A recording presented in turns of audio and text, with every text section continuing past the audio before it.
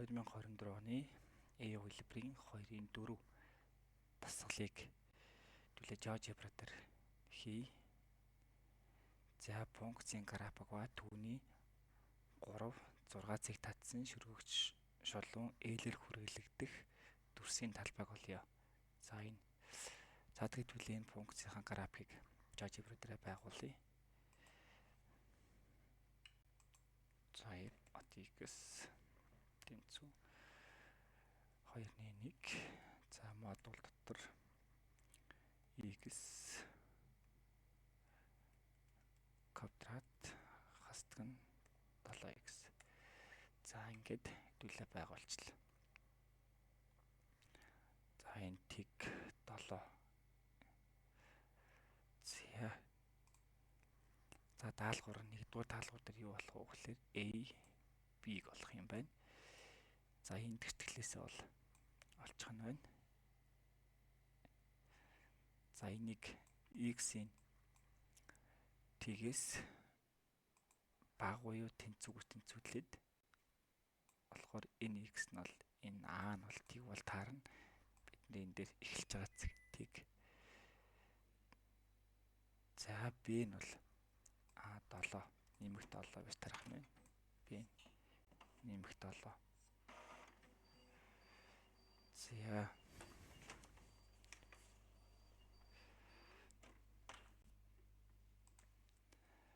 За тиг b 7.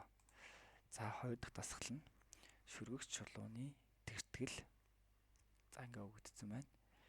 Түүний графикийг огтлох A, B цэгүүдийн x координат нь харгалзан DE байна. За DE-г олох юм байна. Энд C-г олох юм байна. За тэгэхээр энийг олохын тулд биднэрт юу өгсөн бэ гэхээр шүргэгч шулууны цэг нь өгөгдсөн. За энэ 3 гэдэг нь бол бидний x. Тэгэхээр x-ийн хооронд 3-ыг бичнэ гэсэн үг. За y-ийн хооронд бол 6-ыг бичнэ гэсэн үг. За ингээд бичих юм бол 6-г 2 дөржүүлэхээр 12-аас 3-ыг хасахаар 9. Тэгэхээр c-ийн хооронд бол 9-ийг бичихнэ. За тэгэхээр шүргэгч чулууныхаа графикийг байгуулъя. За LX гэж LX. За тэнцүү хаалтан дотор x дээр нэмэх нь 9. Бидний сая олсон тоо нь 9. За хуваах нь 2. За ингээд олдчих нэ. За график маань энд байна. За дараагийн дасгал нь юу вэ гэхээр x координат харгалзах DE-г олох нь байна. За энэ DE-г яаж олох вэ гэхээр за энэ дээр багшна. За энэ дээр гэжээ. За энэ манай шулууны тэгтгэл байна. За энэ нь болохоор энэ тэгтгэл.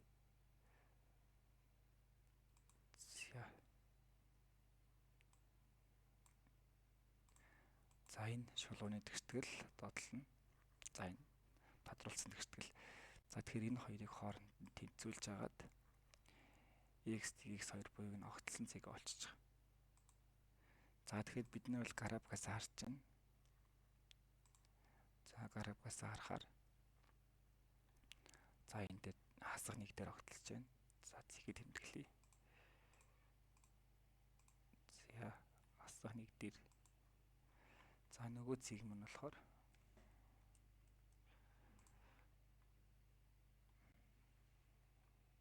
за энэ огтлж байгаа гэдэг чинь огтлж байгаа тэмдэглэж.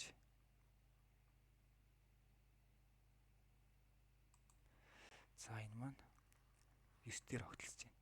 За тэгэхээр n d-ийн хасах нэг e нь болохоор 9 байж тарах нэ.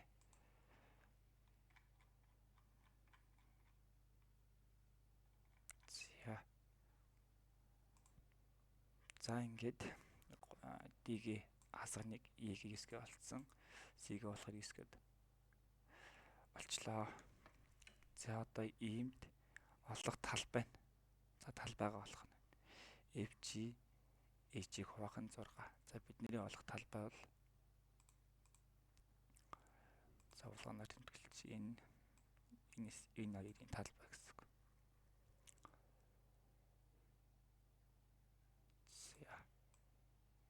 талбай гэсэн. За тэгээд талбайгаа олохын тулд шулууны болон бөмбөгийн тэгтгэлээсээ интеграл авчих. За төлөв энэ интеграл авъя.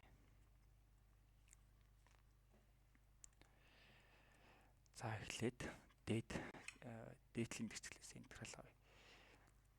Талбай гэдэг нь интеграл авна гэсэн тэгтгэлээс нь интеграл. За энийг f. За x нь бол a цэгээс эхлээд b цэгийн хооронд. X нь b цэгийн хооронд. За ингээд манай эхний тэгтгэлийн талбай нь харагдаж байна. За энийг төлөе S1 гэж. За одоо шулууны тэгтгэлээс интеграл аваад талбайг нь олъё. Энийг S2 гэж. За тэгээд шулууны тэгтгэлийг уршны L x гэсэн учраас за интеграл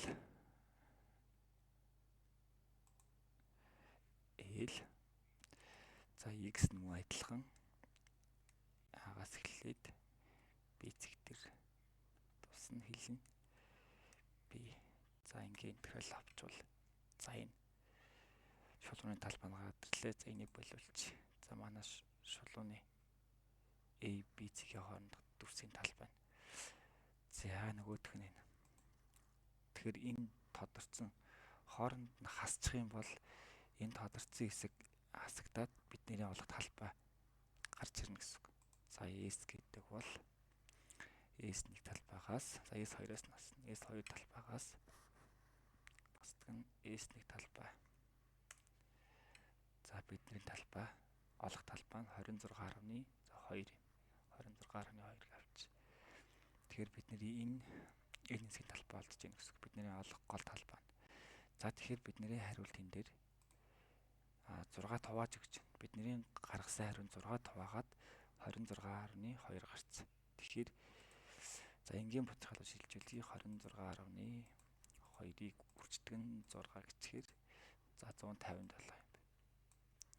За тэгэхээр энэ болохоор 157 байна. За ингээд энийг боловлжээ. Тэгэхээр энэ доод хэсгийн талбай нь тэгээд за энийг идэвхжүүлээ. Доотлын идэвхжүүлэхээр шулууны тэгтгэлээс интеграл авсан талбай нь гарч ирж байгаа. За энийг оруулж энэ тодорсон хэсэг нь бол давхцсан хэсэг. Тэгэхээр энэ шулууны талбайгаас энэ тодорсон хэсгийн талбайг хасчихаар үлдсэн талбай нь болохоор бидний олох талбай нь гарч ирж байна.